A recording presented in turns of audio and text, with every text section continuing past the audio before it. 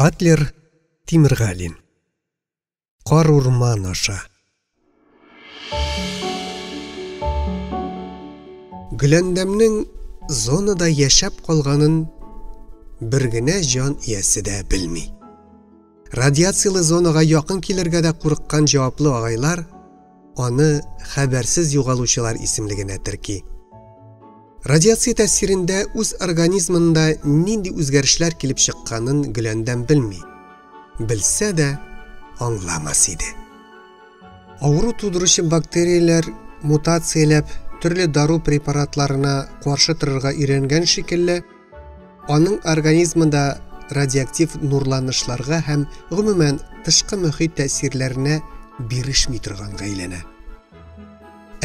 Баш миендә өстәмә багланышлар хасил булу аның акыл эшчәнлеген уннарча тапкыр көчәйтә.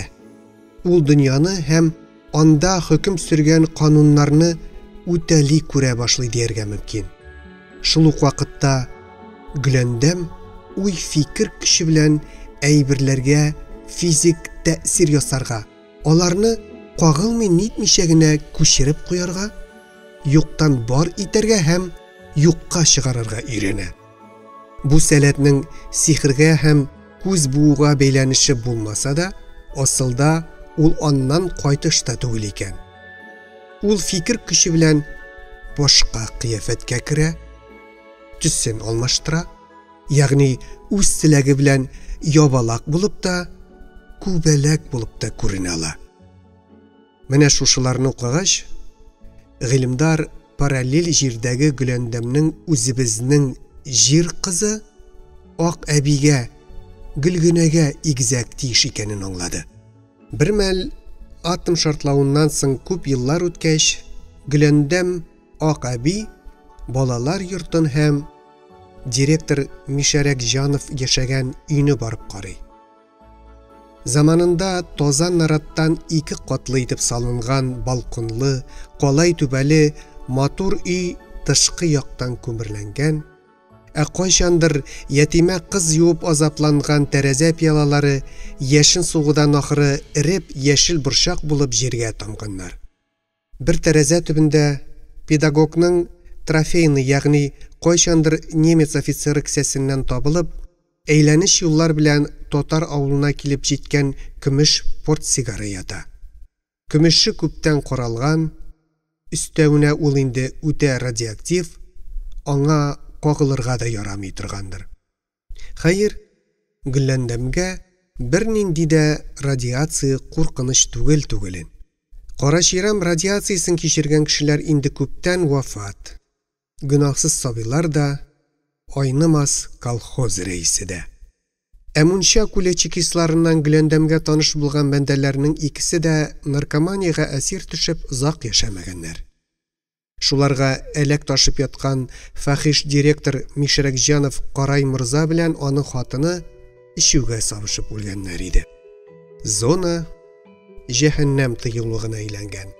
Мондагы әкәмәт хайваннар, әкияттәгедәй икешәр башлы еланнар, канат урнына тырнаклы тәпи үскән кошлар, мыраулый торган йырткыч бүреләр, эт баш, сыер аяклар, 3 күзле яшел хлорофиллы сарыклар, әдәм тавышы белән сөйләшә торган мәче башлы ябалаклар, берәр метр озынлыктагы симез суалчаннар, аларны ашый торган үтә зур йырткыч кырмыскалар, эре инәле шәмәхә чыршылар, зәһәр исле сиреннәр, көтмәгәндә корбанын кычып ала һәм чагып үтерә торган тере кычыткан агачлары, коттыш зур үрмә күч.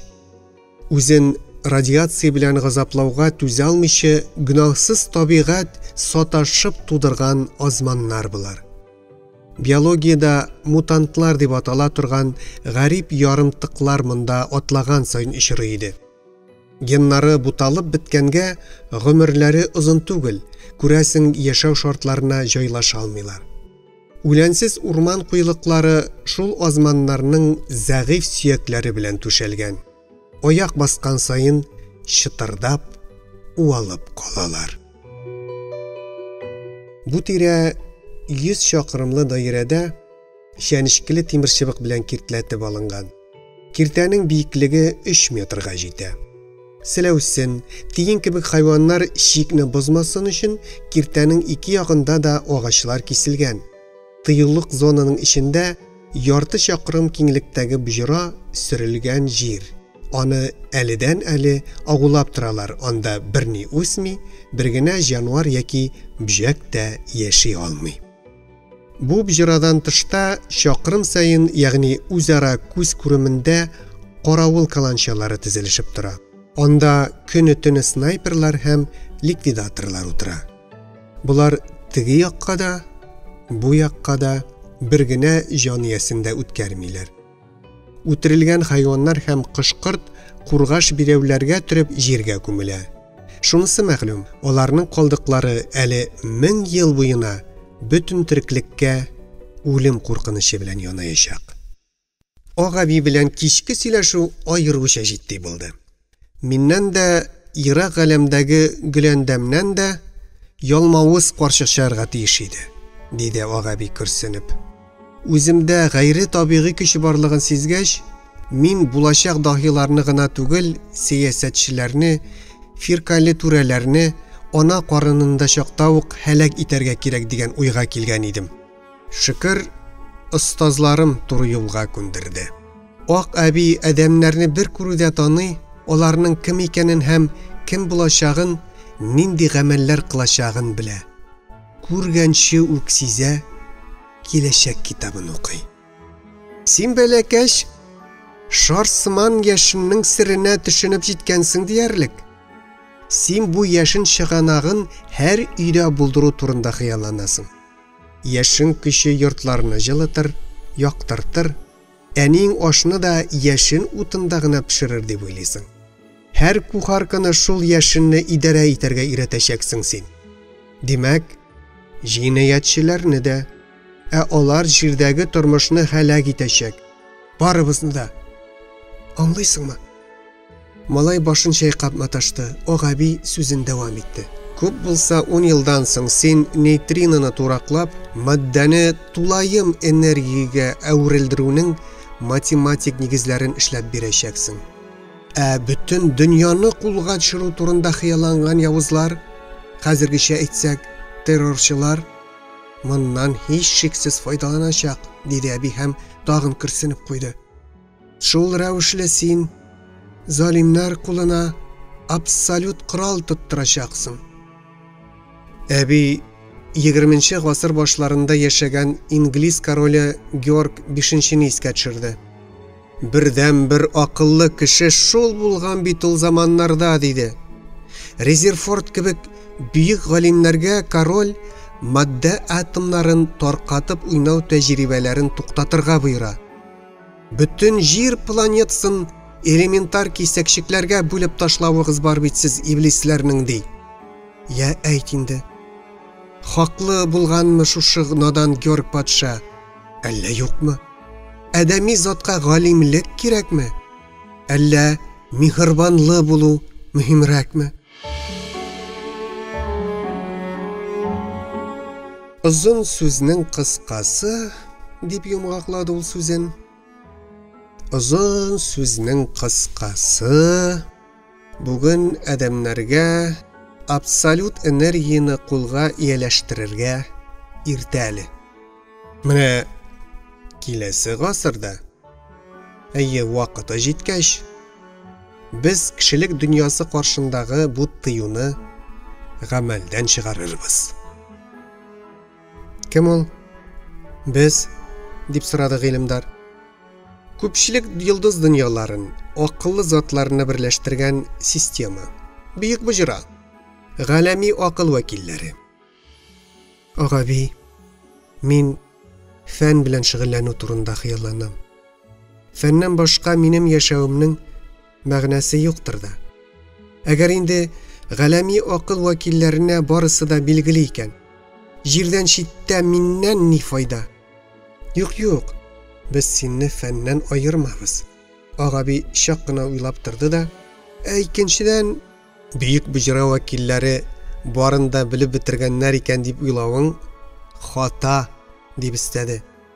Адәм барында белеп бетерә алмый. Бөтенесен büyük zat qına bile. Әгәр син bir fənni aşış yasab ufukni kengaytgansan ekan, яңа ufuq ortında yana mavıqtırgıç soravlar, masalalar paydo bo'lacak. Kishiga shiklanmagan haqiqatga, ya'ni absolut haqiqatga erishuv salati berilmagan.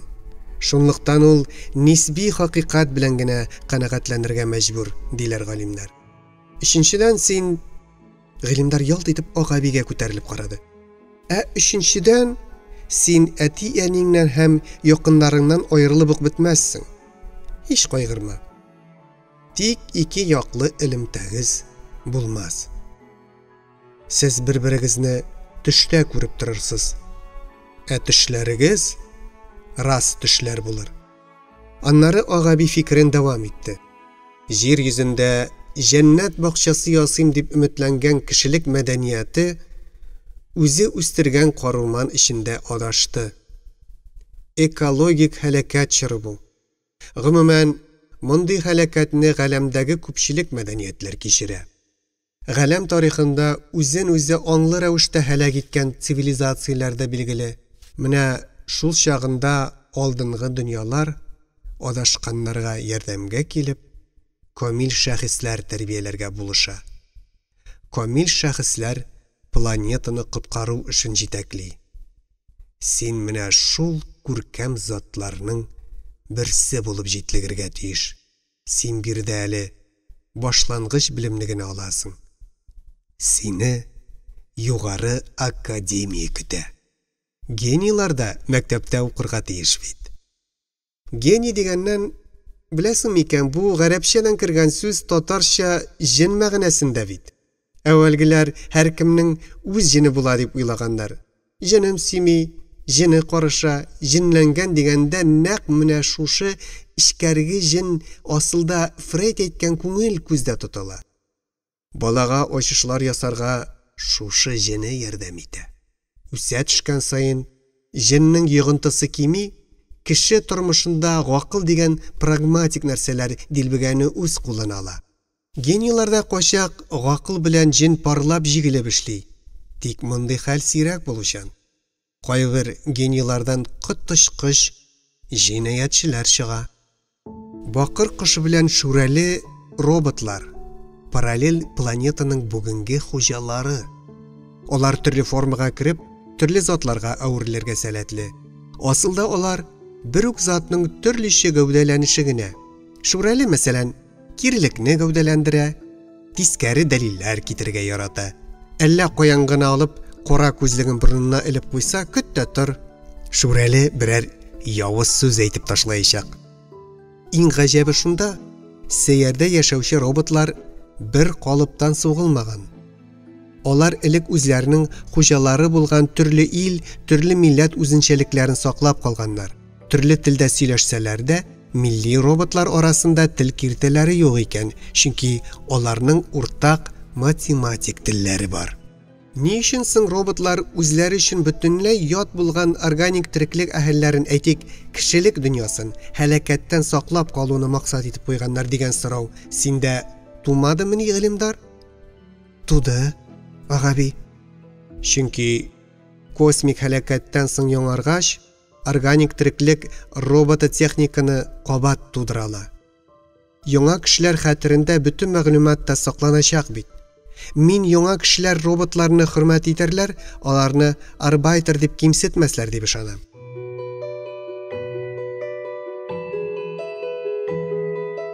Бу кичне гыйлемдар бик озак йокыга китә алмыйча борсаланып ятты. Озын-озак төш күрәсе булганга икән. Төшендә ул үзенең дачаларында бер төркем погонлы кешеләр килгәнен күрде. Тикшерергә килгәннәр. Иң беренче эш итеп алар гыйлемдарның бүлмәсен җентекләп тентиләр. Ни гаҗәп, алтын чәчне дә чакырып сораштыралар. Вакилләрнең берсе ярты метрдан тәмәке исе аңкып торганы өстәлдәге математик яңалыклар журналын алып, дипломатына салмакчы була. Шунда алтын чәч йөгереп килеп китапка ябыша. Гыйлемдарның бүлмәсе элек нинди булса, шул килеш калсын. Ул кайтачак ди. Гыйлемдарның баһадир гәүдәле әтисе тавышында металл шыңлатып, «Китапка кагыласы булмагыз», дип каты итеп әйткәч, Шәрик күл вәкиле кул селтәргә мәҗбүр була. Ләкин китапны исемлегенә аерым терки. Үзе алтын чәчкә бармак яный. «Сез явыз кеше», дигән алтын чәч һәм көтмәгәндә генә, «Бүген сезнең автомобилегез ватылачак», дип әйтеп ташлый. Төшенең ахырында гыйлемдар чыннан да юл буенда кюветка ауган кара төстәге җиңел автомобиль күрде. Аның янына ашыгыч ярдәм машинасы килеп туктаган иде. Ак халатлы егетләр җимерек машинаны кайырып ачып, иченнән канга баткан, ләкин бәхетенә исән калган берәүне тартып чыгардылар. Төшендәге шушы куркыныч кадрдан соң малай иртәнгә кадәр тыныч кына йоклады. Агаби иртән гыйлемдарны вак пәрәмәч белән сыйлады. Малайның борынгы мурзалар нәселеннән булган әнисе дә бәйрәм көннәрендә шундый пәрәмәч пешерергә ярата иде. Моны әлбәттә Агаби белмичә калмагандыр. Иртәнге аштан соң малайга тагын җитди күрсәтмәләр бирелде. Агаби кулындагы башлангыч белем бирүнең ансатырак ысулы бар икән. Өйдә ялгыз гына чагыңда бакыр кыш каршына килеп утыр да, күңелеңнән генә соравыңны бир. Кышның күзләре җемелди башлар. Шул мизгелдә үк җавап синең микүзәнәкләреңә мәңге онытылмаслык булып язылыр. Мин бакыр ярдәмчемне лектор дип атыйм. Ул фақат синең өчен генә лекцияләр укыр. Телисең икән, гадәти сөйләү юлы белән.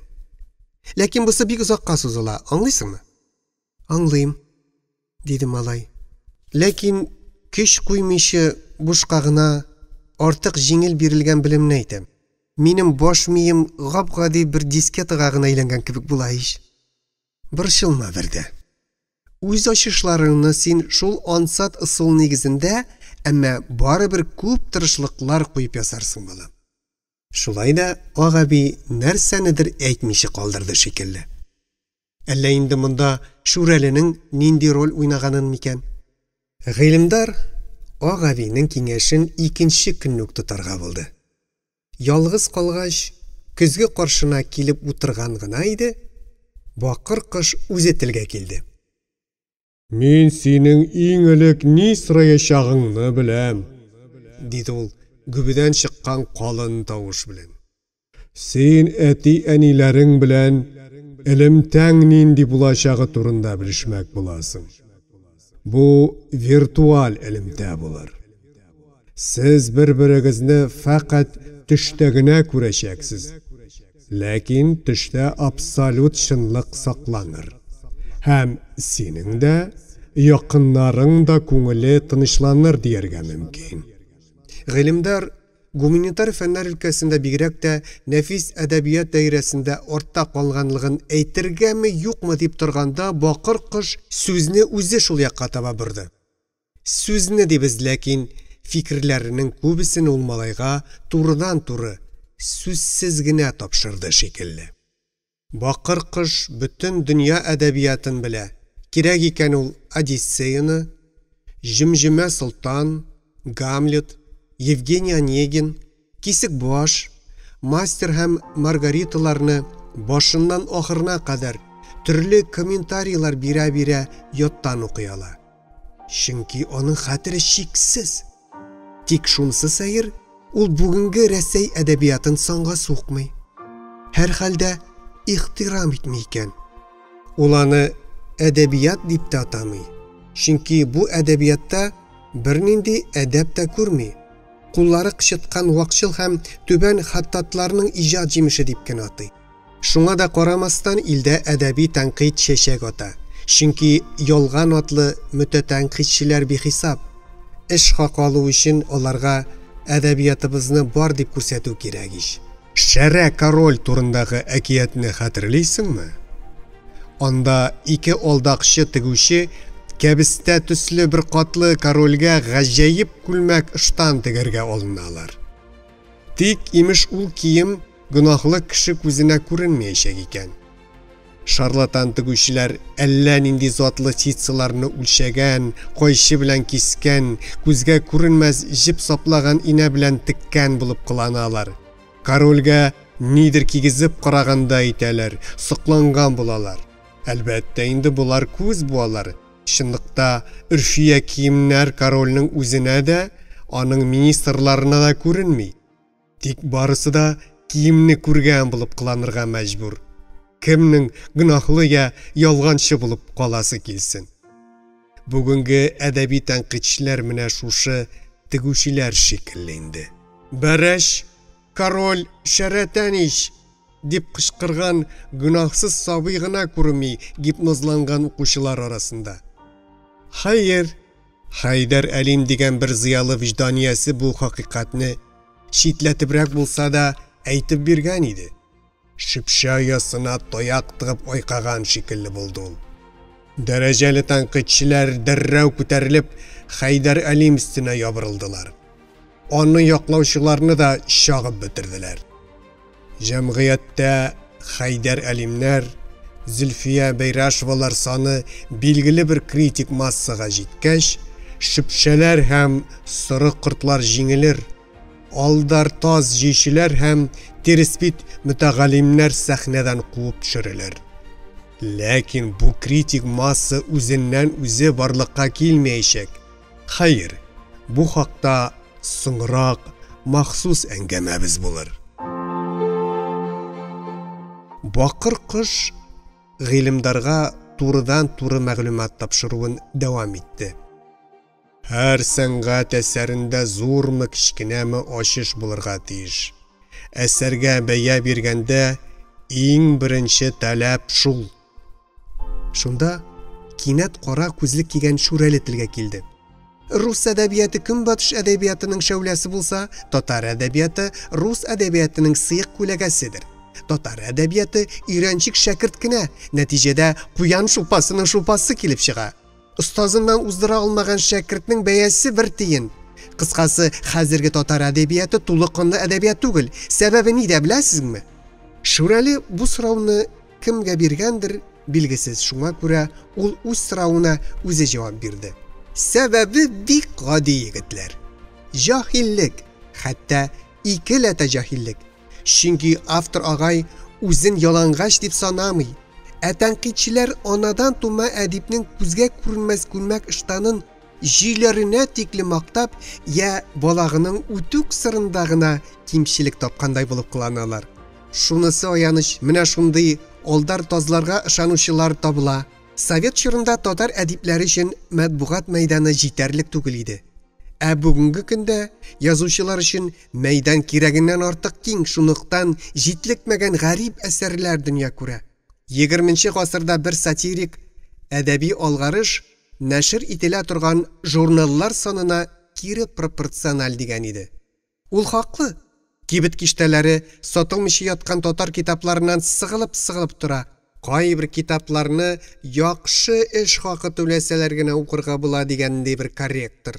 Озын сүзнең кыскасы, әдипләрегез кирәксез эш белән шөгыльләнәләр. Баксаң, халык җилкәсен кимереп яталар. Аларның каләмен илһамнан бигрәк матди мәнфәгатьләр йөртә. Тарихи романнарыгыз укырга яраксыз. Әкият ярым әкият алар. Бармактан сурып алынган ялган, хәбәрдарсызлык җимеше. Әкиятләр. Мин бүгенге әкият авторларының кулларын тиеп кытыклап үтерер идем. Кабат бер аваз сүз язмаслык итәр идем мин аларны. Алишка да канатлы хыял җитмәгән, ул очарга дип талпына гына. Аннан соңгы әкиятчеләрнең планкасын яңа тәпи йөри башлаган бала да атлап кына уза бит. Сәясәткә, ялган милләтчелеккә кирип баткан әдипләрне җәлим. Димәк, ул бишараларның иҗат чишмәсе саеккан, кипкән. Шамасыз зур минлекләре тынга бирми. Көн сайын үзенә сыкланып, я көнләшеп караучыны, я үзенә табынучыны эзли. Аларның көндәлек ризыгы кыл һәм җаһилләрнең күндәмлеге, көндәшләреннән уздырырга омтылу. Теге Йосиф Джугашвили да берәр көндәшен таптап измәгән көнен заяга үткәрдем дип санаган диләр. Сез татарлар практик тормышта ифраттар карашлы, бүгенге көн белән, күп дигәндә иртәгесе көн белән генә яшисез. Иртәгене ишәк кайгырткан дисез бугай әле. Сездә беренче урында тамак кайгысы, мал-мөлкәт, акча кайгысы. Гали материялар турында уйланырга яратмыйсыз сез. Авыр тарихыгыз сезне шундый кыл итеп тәрбияләгән. Шүрәле сүздән туктап калды. Аннары кара күзлеген каядыр яшереп, сыңгар мөгезен бура-бура суырып чыгарды да, аңардан төрепкә ясап, кушына әллә нинди хуш исле тәмәке тутыра башлады.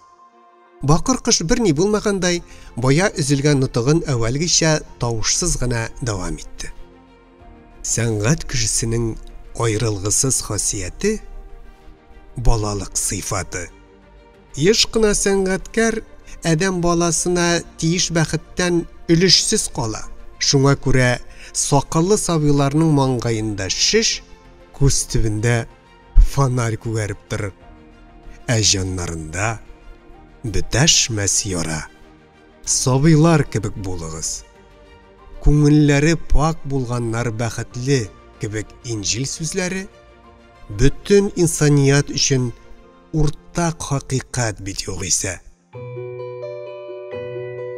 Шүрәле явыз трүпкәсен кабызып, зәңгәр су төтенен бер тапкыр ләззәтләнеп суыргач, яна кара күзлеген табып киде. Сүз капчыгын бушатып бетермәгән икән әле. Бүгенге чынбарлык сабыйларны да балачак бәхетеннән мәхрүм калдыра диде. Хәзерге балалар ана кулы җылысын туеп җиткермичә, катырак кулы ата тәрбиясендә күрмичә үсәләр һәм көрәшче булып җитлекмиләр. Адәмнәр арасында ирдарлык бетеп килә. Ир-ат арасында феминизация, хатынчыклану процессы бара.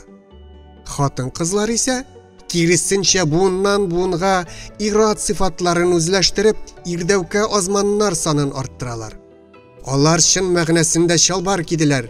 Футбол хоккейда гына түгел, иң аяусыз бокста да зәгыйф җенес үзенең мускулларын күрсәтеп өлгерде инде. Кешеләрнең 1000 еллар буе тупланып килгән әхлак кагыйдәләрен онытуы тоталитар режим шартларында җәмгыятьнең икегә бүленеп яшәүеннән килә. Халыкның бер өлеше еллар буе иректән төрмә рәшәткәләре белән аерылган зоналарда яшәп, гуманлык дигән нәрсәне, кеше тормышының илаһи бүләк икәнен оныта.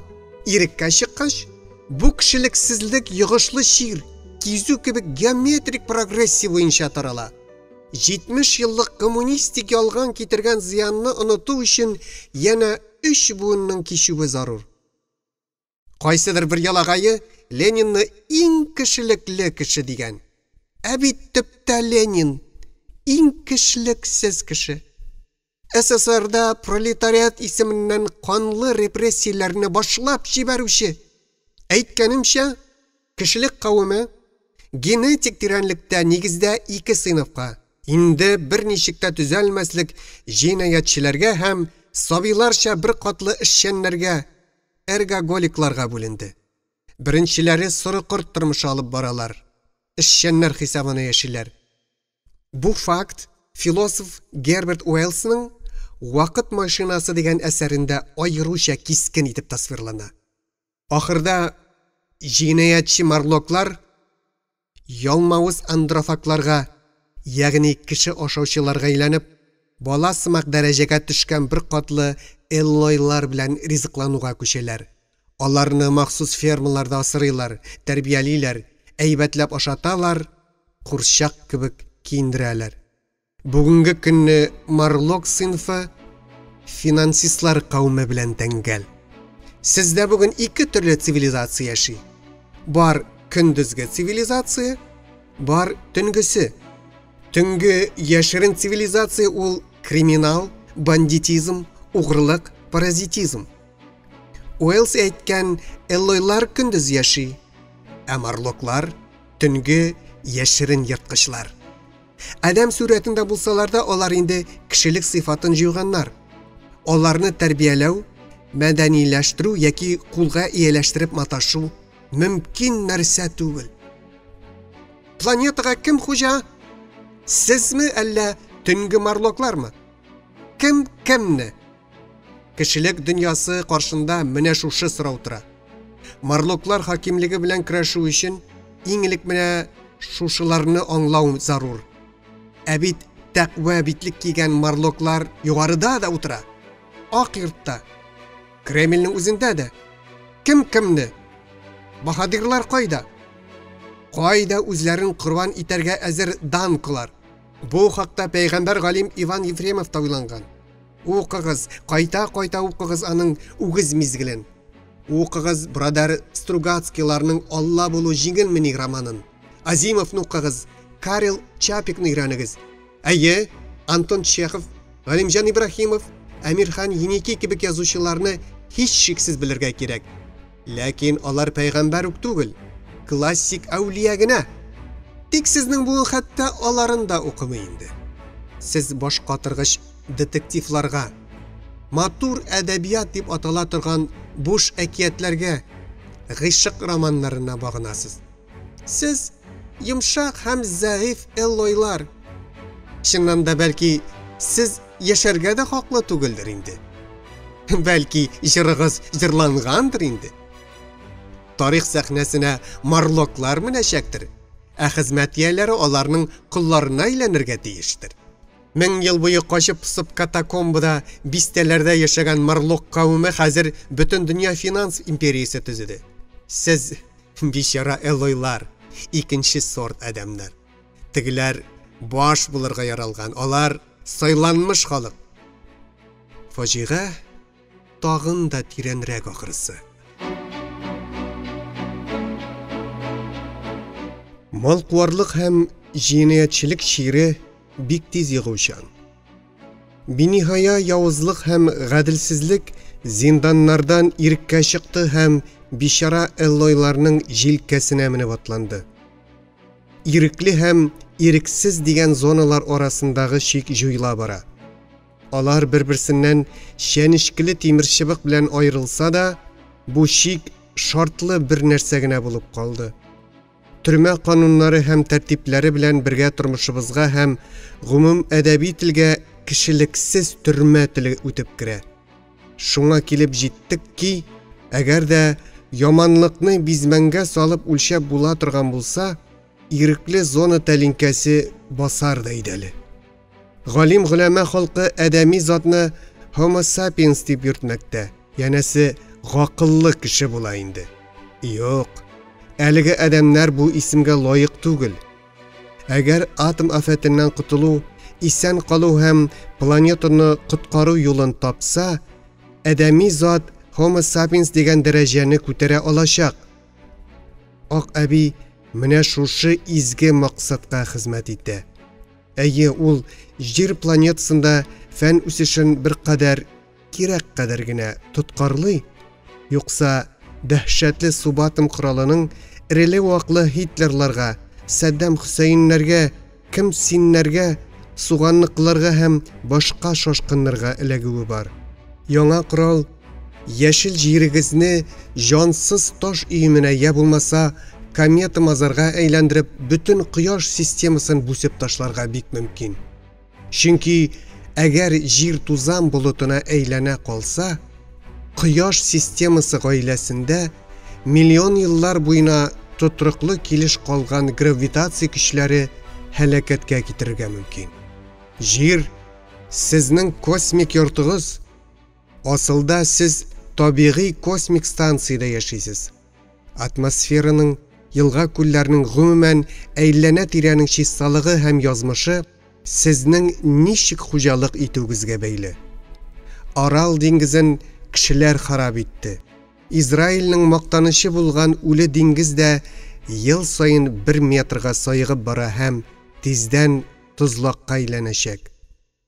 СССРдагы күмәк хуҗалыклар, ягъни колхозлар, зур-зур тирлек асрау фермалары, миллионлаган тавык җитештерә торган фабрикалар экологиягә гаять зур зыян китерделәр. Мондый ире хуҗалыклар гайре экологик, димәк ки, гайре экономикта.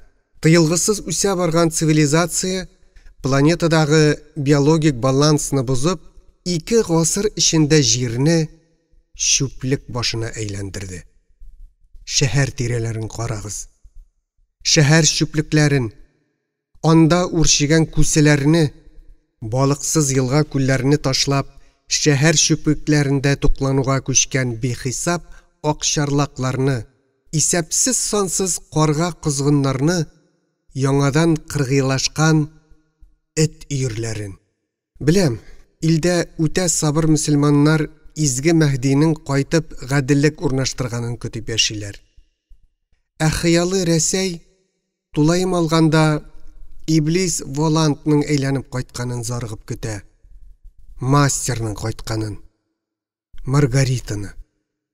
Шүрәле тыны беткәндәй сүздән туктап калды. Аның да күкрәгендә шын әдәми хисләр тулы башкан иде күрәсең. Моңарчы тыныч кына гыйлемдарга джемпер бәйләп утырган ак әби ниһаять сүзгә кушылды. Шуннан да безнең иң якын максат экологияны яхшырту диде ул, сүзне башкага борып. Ерак перспективага килсәк, тормышының икенче яртысын ваклый башлаган кояшта кире кайтаргысыз картаю билгеләре пәйда булганчы чарасын күреп өлгергә кирәк безгә. Кояшыбыз суына бара. Чөнки аның үзәгендәге ягулык гидроген кимегәннән кими. Берничә миллиард елдан соң кояш кызыл гигант булып кабарачак, хәтта җирне дә йотачак. Аннары кояш газ тышчасын читкә ыргытып, бәләкәй генә ак кәрлә йолдызга әверелер. Хәер, җиргә һәлакәт белән яный торган башка куркынычлар да җитәрлек. Сез нинди куркынычларны күздә тотасыз, агаби, дип сорады гыйлемдар бик җитди кыяфәттә. Менә буларын инде без яна Шүрәле агайдан сырык диде әби. Бу мәсьәлә белән ул махсус шөгыльләнгән иде. Шүрәле шуны гына көтеп торгандай үзенең хәтәр фаразларын тизеп китте. Безне тагын да дәһшәтлерәк космик һәлакәтләр көтә дип башлады. Күктә киек каз юлына иң якын торган икенче бер галактика Андромеда туманлыгы бар. Ул безгә сәгатенә 400 мең километр тизлек белән якынлашып килә. 3 миллиард елдан соң ике галактика берләшәчәк. Бу кытылгысыз. Бу берлешү ничегрәк булырсың? Кояш системасы нишләр? Хөрмәтле шәкерттебез гыйлемдар. Монда төп ике сценарий уйнанылырга мөмкин. Беренчесе, гравитация көчләре тәэсирендә кояш гаиләсе белән бергә галактикадан читкә атылып чыгып киткән чирак. Ул чагында безнең планета исән калырга да мөмкин. Алдан ук чарасын күргәндә, җирдәге тереклекне дә саклап калып булыр шикелле. Икенчесе, кояш ике галактика кушылуның эпицентрына эләккән чирак. Бу вакытта галактикалар үзәгендә ике кара упкын бергә укмашачак. Җирнең атмосферасы бушлыкка таралып бетәчәк. Океан диңгезләр кайнап, аларның суы пар булып космоска чачак. Ә җир шары хәзерге Меркурий планетасы шикелле тереклек итү өчен яраксыз эссе чүлгә әйләнеп калачак. Оптимист бакыр кыш телгә килде. Кешелек дөньясы космик кышны исән имин уздырыр дип өметләнергә һәм шуңа омтылырга кирәк. Моның өчен кешеләргә һәм гомумән җир тереклегенә вакытлыча нано формага күчеп, үлчәнешсез 0 ноктага әйләнеп торырга мөмкин булыр иде. Мондый үзенә бер төрле үле тереклеккә яки терек үлемгә һич нинди космик һәлакәтләрдә куркыныч түгел. Тереклек дигәндә мин органик тереклекне генә күздә тотам, чөнки роботлар илаһи сәбәпләр аркасында моннан мәхрүм. Күрәсез, кешегә робот кирәк булган шикелле, ясалма роботларның мәңге яшәеше өчендә табигать үзе тудырган кеше заты кирәк. Инқираздан кутулу чарасын илаһи гакыл ярдәмендә сез әдәми гыйлемдарлар табарга тиеш. Малай узак уйлап тормады, бик тиз фикрен әйтеп ташлады. Әгәр галәм бер киңәеп, бер кысылып, бөтенесе юкка чыгып һәм кабат туып, цикллар кабатланып тора икән, анда гакыл ияләре дә кат-кат туып торган булырга тиеш. Шиксез эволюция дәвамында галәмдә сез әйткән мәсьәләне инде хәл иткән мәңгелек цивилизацияләрдә булырга тиеш түгелмени? Минемчә, ихтималлык теориясе моңа юл куя. Син безгә шул затларны эзләргә киңәш итәсеңме? Әлбәттә, агаби. Мәсьәләнең иң ансат чишелеше шушы булырга тиеш. Ләкин ул да бик үк ансат түгел, гыйлемдар.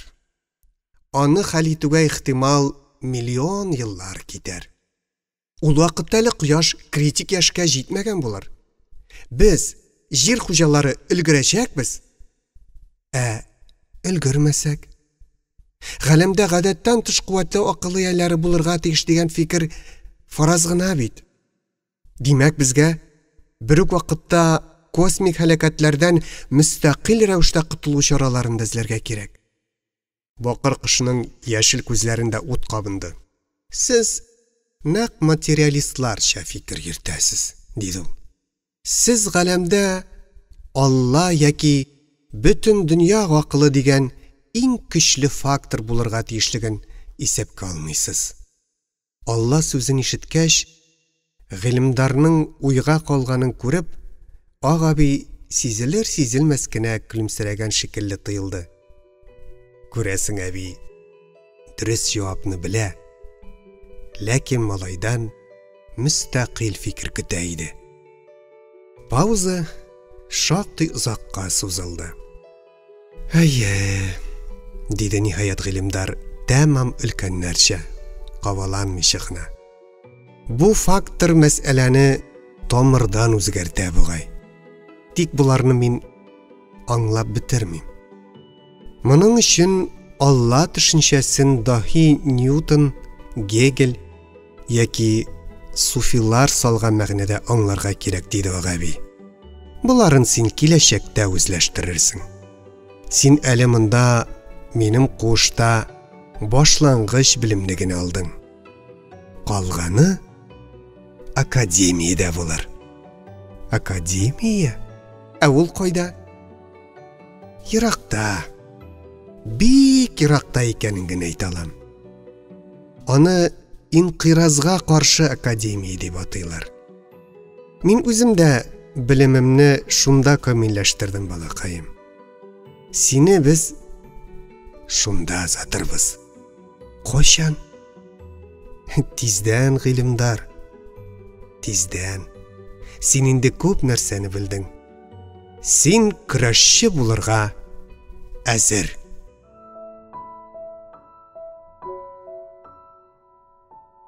Асылда агаби көрәшче һәм пәйгамбәрлеккә кандидатлар гына тәрбияли һәм аларны космик үзәккә озата икән. Үзәк дигәне әлеге галәмара инқиразга каршы академия.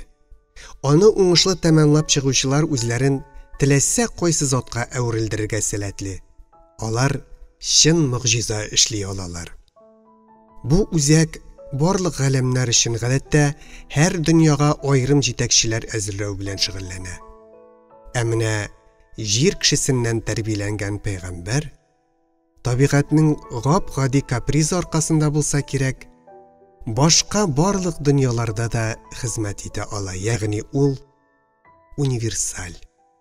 Җирдә яшәүче кешеләр җәмгыяте роботларның туган планетасы тарихын кабатлый башлап, монда да финансистлар кавымы көч алгач, роботлар цивилизациясе җирдәге бу тарихи хатаны булдырмаска ниятли. Роботлар иң сәләтле, иң өметле адәм балаларын үзләре янына алып, көрәшчеләр тәрбияләргә керешәләр. Кешеләргә алмашка киләчәк яңа буын физик чыдамлылык ягыннан роботларга тиң булырга тиеш, ләкин алар биологик сәләтләрен саклап калачак. Алмаш буында җинсләр һәм бөтен прогрессны алга әйдәкли торган мәхәббәт хисе дә, гуманлылык сыйфаты да сакланыр. Яңа финансистларга каршы котылгысыз сугыш та гуманлы булырга тиеш. Менә шушы мәсьәләне хәл итә алырлык адәми затлар роботлар планетасында тәрбияләнә. Кешелек дөньясы белән робототехника берләшкән цивилизация мәңгелек тереклекне тормышка ашырала. Мондый цивилизацияны нано-цивилизация дип атарга мөмкин. Ихтимал, кирәкле мизгелдә ул үлчәнешсез һәм үзгәрешсез бер ноктага әйләнеп тә тора алыр. Җир планетасына бүген тимер мускуллы спорт мастерларыннан, аяк уены уйнарга маһир ярым шәрә биючеләрдән яки чытлык сәхнә җырчыларыннан, кыскасы, бәдәни рәхәтләрне генә сөючеләрдән бигрәк, иҗтимагый көрәш осталары, гаделләр гаскәре кирәк. Аларны каян алырга? Ничек җитештерергә? Кайда тәрбияләргә? Моны җирнең үзендә эшләү мөмкин түгел. Моңа бөтен дөньяны чорнап алган финанс пәрәвезе һәм күп санлы криминал режимнар мөмкинлек бирмәячәк. Димәк, көрәшчеләрне җирдән читтә тәрбияләү зарурлыгы килеп туа. Галәми гакыл нәкъ менә шуның белән шөгыльләнә дә. Син гыйлемдар, фидакар көрәшче булып җитешергә тиеш. Моның өчен син менә дигән кандидат. Галәми гакыл шундый кандидатларны берәмтекләп эзләп таба. Алар бик күп кирәк. Һәр хәлдә 1000 генә дә җитми, әйтик, җир йөзендәге оешкан криминалга каршы тора алырлык көчле рухлылар, пассионарийлар кимендә халык санының 15% кадәр, ягъни миллионнарча булырга тиеш. Фәкать шул вакытта гына уңышка ирешеп булачак. Ни өчен мине сайладыгыз? Вундеркиндлар биткәнмени? Безгә гакыл һәм әхлак күрсәткечләренең югары булуыннан тыш, кандидатның генетик сафлыгы да мөмкин. Гади генә әйтеп әйткәндә, синең геннарың нормаль. Хромосомаларыңда һәр аминоцид үз урынында. Син абсолют сәламәт гыйлемдар. Сиңа кызыл авызлы коммунистлык ширидә кара милләтчелек хастасы да йокмаган. Инкыйразга каршы академиядә чагында да син ватаныңдагы җәмгыять тормышыннан һәр вакыт хәбәрдар булырсың. Ләкин үзең җиргә бернинди дә хәбәр итә алмассың. Илемтәң бер яклы гына булыр. Шулай да син саф мәгънәгә психотрон булытына әйләнеп, әти-әниеңнәрнең төшенә гел матур булып керәсең. Мин дә аларны юату юлын табармын. Алар сине исән дип уйлыйлар һәм дөресен әйткәндә хаклы да булачаклар. Киләчәктә сез кавышачаксыз. Агаби гыйлемдарга йоклар алдыннан үтә күренмәле башлык киеп ятарга кушты. Башлык кабель белән тирмә түбәсендәге антенна күзгесенә тоташкан иде. Шуның аркылы малай галәми информация кыры белән багланып, йокыда килеш программ лекция тыңларга тиеш икән. Бу насихат программа гыйлемдарның 2 атна буена Агаби тирмәсендә алган белеменә йомгак ясарга тиеш иде. Ләкин иртә белән уянгач, ул бу насихатларның бер генә сүзендә исенә төшерә алмады. Шул вакытта малай үзенең ниндидер олуг хакыйкатьләрне үзләштергән һәм аңлаган булуын туя. Моңа ышана һәм белеме белән горурлана иде. Күрәсең, программада шулай каралгандыр. Бу белемнәр гыйлемдар хәтерендә нәкъ кирәкле мизгелләрдә калкып чыгарга һәм җимеш бирергә тиештер. Аның каравы, уяну белән гыйлемдар өстәлдәге шүрәле статуэткасы торган урында ауган агачка утырып ял итүче берәүнең төсле фоторәсемен күрде. Ачык төстәге цивил костюм кигән бер ир егет. Түшендәге алтын нишанга гомумҗир хәрефләре белән President дип язылган. Кем бу? Аның йөз чалымнарында гыйлемдар әтисенә дә, әнисенә дә охшашлык барын абайлап алды. Бу бит мин, дип уйлап куйды ул, аптырабрак. 30-40 елдан соң мин нәкъ шушы сурәттәге кебек булачак микәнни? Фоторәсемдәге ир көлемсери кебек тоелды.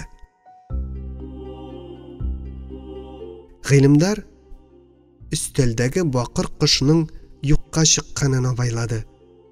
Димәк, әбинең ярдәмче роботлары эшлисе эшләрен башкарганнар инде. Чаршау белән бүленгән аш-су пешерү почмагында Ак әбинең әвәрә булып йөргәне ишетелә. Ул тагын тәмле таба исләре чыгарган иде. Бүген нинди бәйрәм икән дип уйлап куйды малай. Менә бер вакыт әби: "Тор, матурым, фәрәмәч әзер, кайнар чакта ашыйк әле бергәләп", диде. Бу бәйрәм гыйлемдарның башлангыч мәктәпне Ак әби мәктәбен тәмамлауына багышланган иде әлбәттә. Пәрәмәчтән соң гыйлемдарның кәефе тагын да хушланды. Ул яшь бәдәненең һәр күзәнәге куаныч һәм гайрәт белән тулганын тоя һәм таулар актарырга атлыгып тора иде. Менә Гөлгенә әби малайны әввәлгечә шау-чәчәккә күмелгән аланга алып чыкты. Аның кулына йомшак төенчек тоттырды. Истәлеккә булыр диде ул, ләкин төенчектә ни барын әйтәсе итмәде. Ихтимал, сәяр планетасында климат салкынчадыр. Агаби шуңа күрә гыйлемдарга джемпер бәйләгәндер. Шул мизгелдә иртәнге күктән түбәнтен генә яшен ташы очып узды. Аның якты изеннән түгәрәк аланны кап урталай ярган куш Салават күпере пәйда булды. Төсләре ширатлашып 2 тапыр кабатланган көянтәнең нәкъ уртасында 10-11 яшьләрдәге бер кыз бала басып тора иде. Ул шиксез гаҗәпләнгән зур күзләрен чәчәкле алан өстеннән йөртеп чыкты. Сак кына атлап җиргә төште. Аяк астына караган иде, ак чүпрәккә төрелгән уймак кадәрлегенә төенчек күрде. Үзе дә аңышмастан аны иелеп алды, төенен чишеп җибәрде. Ни гаҗәп, чүпрәккә яшәреп беткән бакыр балдак төрелгән иде. Моны кем югалтты икән дип пышылдады Ниса. Бу балдак аңа җәүһәр кашлы йөзектән дә кадерлерәктер. Әллә соң әкияти сихерле балдак микән? Кызыйның түшенә аның ефәк тасма белән үргән тулымына ак күвәләк килеп кунды. Әйтергә онытканбыз, Нисага бер макмай ияргән иде. Макмай башын кыйгайта төшеп, акыллы күзләре белән күвәләккә карап алды. Аннары үзләренә таба йөгереп килүче малайны күреп, шын әдәми канәгатьлек белән йылмайган төсле булды. "Ниса! Алтын чәч!" дип кычкырды гыйлемдар ерактан ук куанышы эченә сыймыйча. "Мин монда вундеркинд!" дип көттермәстән җавап бирде Ниса. Менә алар җир балалары җитәкләшеп, Акбайны да яртып, Салават күперен аяк бастылар һәм бәллүрдәй җимелдек төсләрдәреп психотрон болытына әверелделәр. Шул болыт иченнән гыйлемдарның "Хуш! Сау бул, әбекәй!" дигән тавышы ишетелгәндәй булды. Чәчәккә кунып калган күбәләк исә фәрештә канатларын җилпеде дә яңадан ак әби кыяфәтенә керде.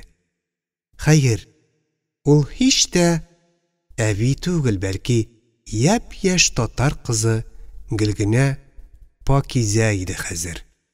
Салават күпере эреп югалгач, ул яулык почмагы белән күз яшьләрен сөртте. Үзе йылмая иде.